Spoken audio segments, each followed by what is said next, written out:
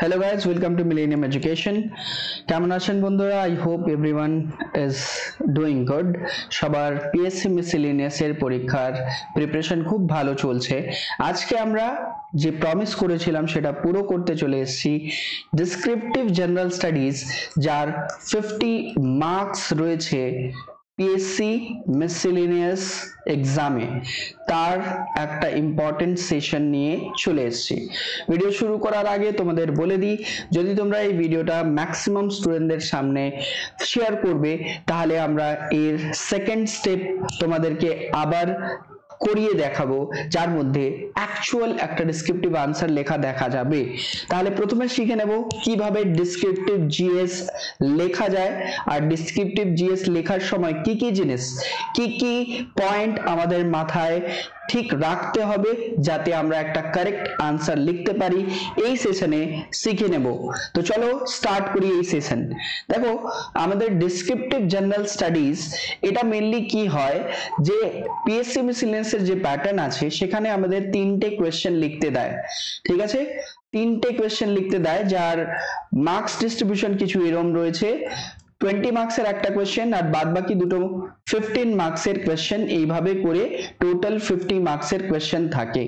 এটাকে লিখতে গেলে ফার্স্ট তোমাদের কি করতে হবে, first you have to understand the demand of the question, যে কিভাবে কোয়েশ্চেন তোমাকে জিজ্ঞেস করা হয়েছে। So there are some hints in the question itself, যেটাকে বুঝলে তুমি অবশ্যই কারেক্ট আনসার লিখতে পারবে।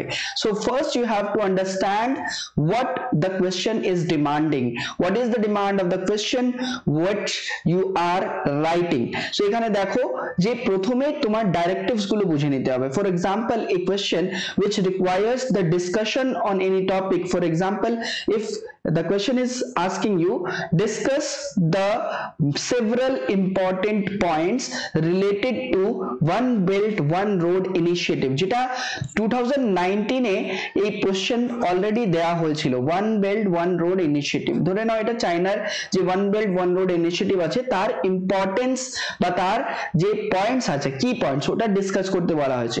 You have to write only the key points. Next বলছে অ্যানালাইজ। অ্যানালাইজ যদি বলে তাহলে তোমাকে সেটাকে ঠিকভাবে তার যে কোর আইডিয়াস সেটাকে অ্যানালাইজ করতে হবে, তার মধ্যে কি জিনিস ঠিক আছে কি জিনিস ভুল আছে সেটা অ্যানালাইজ করতে হবে। থার্ড হচ্ছে ক্রিটিক্যালি ইভ্যালুয়েট। ইভ্যালুয়েট মানে কি হয়ে গেল, যে তোমাকে কোয়েশ্চেনটা ঠিকভাবে পড়ে তারপর যে টপিক দেয়া আছে তার ইভ্যালুয়েশন করতে হবে। যেমন the teacher will evaluate your answer, সেইভাবে ওই যে পার্টিকুলার টপিক তার ইভ্যালুয়েশন করতে হবে, যে এই কোয়েশ্চেনের মধ্যে ধরুন না one belt one road initiative, তার প্রোজ এন্ড কনস কি রয়েছে সেটা তোমাকে করতে হবে। ঠিক আছে, প্রোজ এন্ড কনস বুঝে তাকে আনসার লিখতে হবে। It means you have to identify the core theme of the question and the scope of the question. দেখো, এটার জন্য একটা টাইম তোমার দরকার, প্রত্যেক পরীক্ষার মধ্যে টাইম কনস্ট্যান্ট থাকে। এটা লিখতে গেলে first you have to have some idea about that descriptive topic. তো সেটার জন্য কিভাবে তোমরা আইডিয়া নিতে পারো, তার বেসিক আন্ডারস্ট্যান্ডিং তোমাদের হতে পারে। তো ওটার জন্য তোমাকে daily news paper reading start করে দিতে হবে। ডেইলি নিউজ পেপার রিডিং, কি পেপার পড়লে তোমরা সঠিক ডেটা বা সঠিক জিনিস পেয়ে যাবে। তো দেখো, প্রথমে তোমাদেরকে national and international topics, national and international টপিকের উপরে মেইনলি ফোকাস করতে হবে। What is important is national topic and international topic. Sometimes your state topics are also asked. তো স্টেটের মধ্যে যদি কোনো ইম্পর্টেন্ট জিনিস চলছে, ফর এক্সাম্পল 2019 এর সময় যদি আমরা বলি, তো তখন পরীক্ষা যখন হচ্ছিল তখন আমাদের পরীক্ষার সময় তোমরা দেখতে পেরেছিলে যে কিছু টপিকস কারেন্ট অ্যাফেয়ার্স এর মধ্যে চলছিল, পঞ্চায়েতের ইলেকশন চলছিল, এর উপরে কোয়েশ্চেন আসার প্রবাবিলিটি ছিল। ইলেকশন যখন চলে, ইলেকশনের উপরে কোয়েশ্চেন আসার প্রবাবিলিটি থাকে। তো এটা তোমাদেরকে বুঝে নিতে হবে। নেক্সট চলে আসলাম কিভাবে আনসারটা লিখবো। তো দেখো, there is a simple formula which is called IBC format. What is IBC format? It means you have to write a simple but a highlighting introduction যেটা দিয়ে তোমার ইন্টারভিউয়ার ইমপ্রেস হয়ে তোমার বডি পড়বে and বডির মধ্যে কনসাইজ করে তোমার যত পয়েন্টস গুলো আছে সেটা লিখতে হবে। Finally the last part is conclusion। এটার মধ্যে আমরা এক একটা টপিককে ব্রেক করে বোঝানোর চেষ্টা করছি। what is introduction in a GS topic? তো GS টপিকের মধ্যে 60 to 70 ওয়ার্ডস এর তোমার একটা ইন্ট্রোডাকশন হওয়া উচিত। সেই ইন্ট্রোডাকশন কিরকম হবে? you have to write the key terms related to the question। তো ধরে নাও আমি ক্লাইমেট চেঞ্জের যদি কথা বলছি, ক্লাইমেট চেঞ্জের উপরে কোনো জিনিস লিখতে দিয়েই দিল, তো তোমাকে স্টার্ট করতে হবে with the definition of climate change। so there are some definition, যেমন আমরা বলতে পারি intergovernmental panel on climate change যে ডেফিনেশনটা দিয়েছে about climate change সেটা দেখো আমি এখানে তোমাদের জন্য লিখে দিয়েছি যে climate change কি হচ্ছে। climate change refers to the long term shift in global temperature and weather pattern primarily driven by human activities such as burning fossil fuels, deforestation and industrialization। so this is a definition of climate change and এরপরে তোমাকে কিছু data provide করতে হবে। For example you are writing যে IPCC যে data গুলো দিয়েছে related to climate change, তো কিভাবে টেম্পারেচার ইনক্রিজ করছে। So according to the IPCC data যে এভারেজ আর্থ টেম্পারেচার আছে it is rising by 1.1 degree centigrade since pre industrial era. So industry যখন শুরু হয়নি তখন থেকে আজকে যদি কম্পেয়ার করা হবে তাহলে 1.1 ডিগ্রি সেন্টিগ্রেড since then আমাদের আর্থের টেম্পারেচার ইনক্রিজ করছে। তো এইভাবে তোমরা একটা ব্রিফ ইন্ট্রোডাকশন লিখে স্টার্ট করবে। ইন্ট্রোডাকশন লেখার সময়ও একটা প্র্যাকটিস রয়েছে যে তোমাকে চেষ্টা করতে হবে যে 60 to 70 ওয়ার্ডস এর যে ইন্ট্রোডাকশন তুমি লিখছো এটা একটা সিঙ্গেল প্যারার মধ্যে লেখার চেষ্টা করতে হবে যাতে ওটা মোস্ট হাইলাইটিং অ্যান্ড অলসো মনে হবে যে তুমি একটা ইন্ট্রোডাকশন সঠিক লিখলে। এর জন্য 60 to 70 ওয়ার্ডের একটা ইন্ট্রোডাকশন দিয়ে দিও। আমি তোমাদের শেখাচ্ছি 500 ওয়ার্ডস এর আনসার কিভাবে লিখতে হবে, ঠিক আছে? আমি 500 ওয়ার্ডের একটা রাফ আনসার লেখানোর চেষ্টা করছি যে কিভাবে লেখা যাবে। এবার দেখো তোমাকে সেই টপিকের রেলেভেন্ট ডেটা বা রিপোর্ট বা এনি টাইপ অফ কনস্টিটিউশনাল বা স্ট্যাটুটরি প্রভিশনস গুলো আছে সেটার ব্যাপারে নলেজ হতে হবে যদি তুমি একটা জেনারেল স্টাডিজ এর ডেসক্রিপটিভ আনসার লিখছো। তো আমি ক্লাইমেট চেঞ্জের যখন ব্রিফ আনসার তোমাদের দেখালাম সেখানে দেখিয়ে দিয়েছি যে প্রথমে আমরা ডেফিনেশন লিখলাম, দেন তার পাশাপাশি আমরা কি লিখলাম যে what is the data provided by the intergovernmental panel on climate change and তার অনুযায়ী কিভাবে আর্থের টেম্পারেচার ইনক্রিজ করছে। বুঝতে পারলে ইন্ট্রোডাকশন? দেন চলে আসবো বডিতে। Body is the main part where you have to write about 350 to 400 words which is a মানে আমি বলতে পারি যে তুমি এখানে 350 ওয়ার্ডস এর একটা বডি লিখতে হবে তোমাদের। এবার এটাকে তুমি তিনটে বা দুটো হেডিং সাব হেডিংস এর মধ্যে ক্ল্যারিটির জন্য ব্রেক করতে পারো। তোমার এখানে আর্গুমেন্টস গুলো দিতে হবে মাল্টিপল ডাইমেনশন থেকে মাল্টিপল ডাইমেনশন। ধরো না if you are arguing about climate change তার pros and cons multiple dimension থেকে ইথিক্যাল ভ্যালু, এনভায়রনমেন্টাল অ্যাসপেক্টস গুলো কি রয়েছে, টেকনোলজিক্যাল অ্যাসপেক্টস গুলো কি রয়েছে, সবকিছু তোমাকে এখানে আর্গুমেন্টস গুলো দিতে হবে। এবার আর্গুমেন্টস মানে এটা হয় না যে শুধু তুমি ক্রিটিসিজম করবে, আর্গুমেন্টস মানে এটাও হয় যে যে টপিক আমি ক্লাইমেট চেঞ্জের তো আমি বলছি না, কোনো একটা টপিকের দেখবে গ্রে সাইড হয়। গ্রে সাইড বলতে কি তার white side and grey side. White side মানে যেটা ভালো জিনিস, ব্ল্যাক সাইড মানে যার মানে তার যে ইম্প্যাক্টস নেগেটিভ ইম্প্যাক্টস গুলো আছে সেটা, এন্ড গ্রে সাইড হচ্ছে যেখানে তুমি দেখছো যে আচ্ছা তার ভালো জিনিস কি রয়েছে এন্ড তার পাশাপাশি আমাদের চ্যালেঞ্জেস গুলো কি রয়েছে।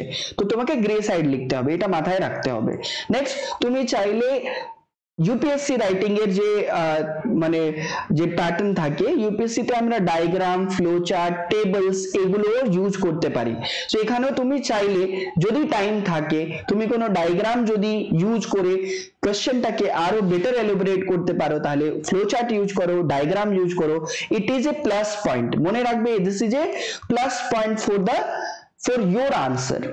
So plus point তখনই করতে পারবে when you are practicing it more and more. Next you have to provide some examples, some case studies. So তোমার যে পয়েন্টস গুলো তুমি লিখলে যে এটা ভালো, এটা এই কারণে ভালো, ওটাকে সাবস্ট্যান্টিয়েট করার জন্য তোমাকে কিছু রেলেভেন্ট কেস স্টাডিজ গুলো লিখতে হবে। তো তুমি যদি রিলেভেন্ট কেস স্টাডিজ ওখানে লিখে দিচ্ছ, then your answer or your argument এটা আরো বেশি স্ট্রং হয়ে যাচ্ছে। অ্যান্ড ফাইনালি তোমার প্রোজ অ্যান্ড কনস, চ্যালেঞ্জেস এগুলো লেখার পর তোমাকে নিজেই তোমার নিজের সাজেশন প্রোভাইড করতে হবে, what can be the solution for this problem, what can be the positive impact of this problem. So you have to write about the cause and effect also, the challenges also and solutions also. So you have to write about the single word, মনে রাখতে হবে যে pros cons লিখতে হয় mainly, but if you are writing about challenges then you have to write about the solution also. If you are writing about the causes যে কিভাবে এটা হচ্ছে, so you have to write also the impact and also maintain a balanced approach. What I said, the gray side, you don't need to answer it যে একটার দিকেই লিখতে start করে দিলে যে এটা ভালো এটা ভালো এটার জন্য এরকম হবে ওরকম হবে, but you have to write also যে what can be the negative impact of this side. For example, if you are taking an example of urbanization and its challenge, so urbanization একটা টপিক দেওয়া হলো, urbanization এর ব্যাপারে যখন তুমি লিখছো you have to write the positive impact যে এটা দিয়ে কি হবে, economic growth হবে, আমাদের বেটার ইনফ্রাস্ট্রাকচার পাওয়া যাবে। বাট তুমি চ্যালেঞ্জ কিভাবে লিখতে পারবে? সো বিকজ যে আরবানাইজেশন মোর হলে কি হবে যে তার পলিউশন বা স্লামস ডিগ্রেডেশন হয়ে স্টার্ট হয়ে যাবে, ট্রাফিক প্রবলেম শুরু হয়ে যাবে। So these are the challenges for urbanization. Solution কি হতে পারবে আরবানাইজেশনের? You have to write the project which is government implementing. For example, government is using smart city project, better planning করার চেষ্টা করছে যাতে সিটিজ গুলো বেটার অ্যাপ্রোচ করে তৈরি করা হোক, and it will lead to economic growth, better infrastructure with the limited amount of pollution আর ট্রাফিক প্রবলেমস গুলোকেও সলভ করার চেষ্টা করা হচ্ছে। সো দিস ইজ অ্যাবাউট যে কিভাবে আমি আনসারটা স্ট্রাকচার করব in the body side. The last part is the conclusion, where you have to summarize the answer. দুটো তিনটে লাইনের মধ্যে তুমি ওটাকে সামারাইজ করার চেষ্টা করো। এবার কনক্লুশন, সামটাইমস বডি আর কনক্লুশনের ওয়ার্ডস লিমিটটা কিন্তু ডিফার করে। ফর এক্সাম্পল, তুমি বডির মধ্যে অনেকগুলো জিনিস লিখে ফেলেছো and now you are writing about the conclusion. কনক্লুশনের মধ্যে মেইনলি আমরা চ্যালেঞ্জেসের ব্যাপারে লিখি and way forward, যে পরে এটার কি solutions হতে পারে। So way forward, challenges and way forward are mainly put under the conclusion. So conclusion section এর মধ্যে তোমাকে challenges and way forward লিখতে হবে।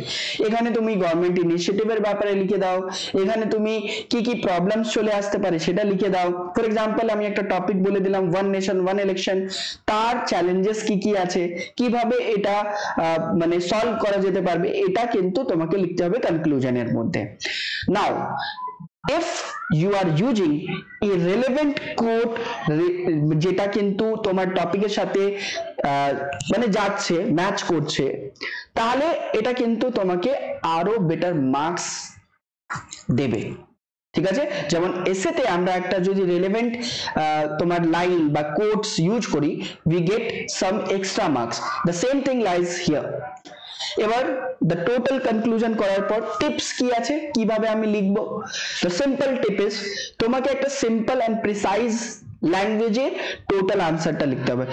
এটা নয় যে তুমি অনেক বড় বড় ইংলিশের ওয়ার্ড ইউজ করতে স্টার্ট করে দিলে, যেটা দিয়ে আরো বেটার মানে সিম্পল না বুঝে কমপ্লেক্স করে দিলে ল্যাঙ্গুয়েজটাকে। নেক্সট, বুলেট পয়েন্টস ইউজ করা যেতে পারে। তুমি যখন ডিসক্রিপটিভ আনসার লিখছো তখন বুলেট পয়েন্টস ইউজ করা যেতে পারে, সাব হেডিংস ইউজ করা যেতে পারে, যাতে রিডার ওটাকে পড়ে বেটার আন্ডারস্ট্যান্ড করতে পারবে। And while you are writing a GS answer, first and main thing যেটা মাথায় রাখতে হবে সেটা হচ্ছে যে তোমাকে টাইম লিমিট, টাইম কনস্ট্যান্ট আছে, তো তোমাকে ভালো করে নিজেকে টাইম করে নিতে হবে যে একটা আনসার আমি কত মিনিটের মধ্যে লিখে দেব।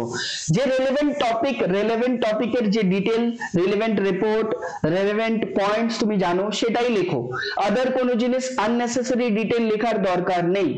অ্যান্ড এটাকে ঠিক করতে গেলে তোমাকে কি করতে হবে? বেশি বেশি রিভাইজ করতে হবে অ্যান্ড প্র্যাকটিস করতে হবে নিজের রাইটিংস গুলোকে, অ্যান্ড রেগুলার যদি তুমি প্র্যাকটিস করো তাহলে অবশ্যই এটা কিন্তু ঠিক হয়ে যাবে। আই হোপ তোমরা এটা বুঝতে পারলে, and if you like this video then অবশ্যই আমাদের ভিডিওটাকে ম্যাক্সিমাম স্টুডেন্টদের কাছে পৌঁছিয়ে দাও। আমরা কিন্তু যদি তোমরা এটাকে 1000 এর উপরে শেয়ার করে দেবে then we will also provide next time the main important topics যার উপরে miscellaneous এর উপরে question আসতে পারে। Thanks for watching this video.